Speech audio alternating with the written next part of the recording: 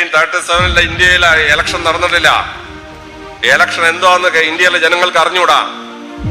ആ സമയത്താണ് തിരുമേനി ജനാധിപത്യപരമായ ഇലക്ഷനുള്ള ഒരു ഡെമോക്രാറ്റിക് ഭരണം എഴുതിയുണ്ടാക്കാണ്. ഇന്ത്യയിലെ ജനം ഡെമോക്രസി എന്താണെന്ന് മനസ്സിലാക്കുന്നതിന് മുമ്പ്, ഇന്ത്യയിലെ ജനം 1937 ഫസ്റ്റ് ഇലക്ഷനിൽ വോട്ട് ചെയ്യുന്നതിന് മുമ്പ് ഡെമോക്രാറ്റിക് ആയ ഒരു ഭരണമാണ്. അത് കഴിഞ്ഞ് ക്രിപ്സ് മിഷനും വേവൽ പ്ലാനും എല്ലാം കഴിഞ്ഞ് 1946 ഇന്ത്യൻ ജനത ഒരു കോൺസ്റ്റിറ്റ്യൂഷൻ എന്താണെന്ന് മനസ്സിലാക്കാൻ വേണ്ടി കോൺസ്റ്റിറ്റ്യൂഷൻ അസംബ്ലി തുടങ്ങിയത്. കോൺസ്റ്റിറ്റ്യൂഷൻ അസംബ്ലി തുടങ്ങുന്നതിന് 12 വർഷം മുമ്പ് തിരുമേനി ഒരു ഭരണഘടന ഉണ്ടാക്കി.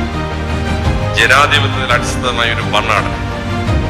ക്രൈസ്തവ സഭകൾക്ക് പൊതുവെ ഒരു ജനാധിപത്യം ഇല്ല. അത് ചരിത്രം വായിക്കുമ്പോൾ മനസ്സിലാവും. റോമിലോ മറ്റു സഭകളിലൊന്നും ജനാധിപത്യം ഇല്ല. പക്ഷെ ജനാധിപത്യത്തിന്റെ ബേസിസിലുള്ള ഒരു ഭരണഘടന എഴുതിയുണ്ടാക്കി.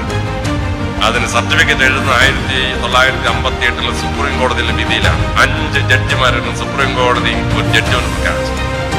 ആ ജഡ്ജ്മെന്റ് നിങ്ങളൊന്ന് വായിച്ചു നോക്ക്. ഞാനത് കുത്തിയിരുന്ന് മുഴുവൻ വായിച്ചു. ആ ജഡ്ജ്മെന്റിനകത്ത് സുപ്രീം കോടതി പറയുകയാണ്, a democratic constitution so magnificently organised. എങ്ങനെ 1934 ഉണ്ടായി എന്ന് സുപ്രീം കോടതി അമ്പരന്ന് പോവാൻ.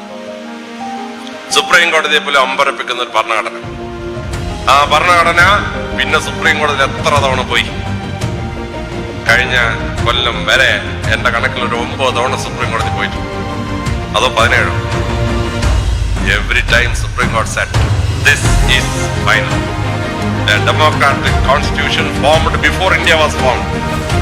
അത് ഞങ്ങൾ അക്സെപ്റ്റ് ചെയ്തു. അതിനെ മറികടക്കില്ല. പള്ളികൾ അതനുസരിച്ച് ഭരിക്കപ്പെടും.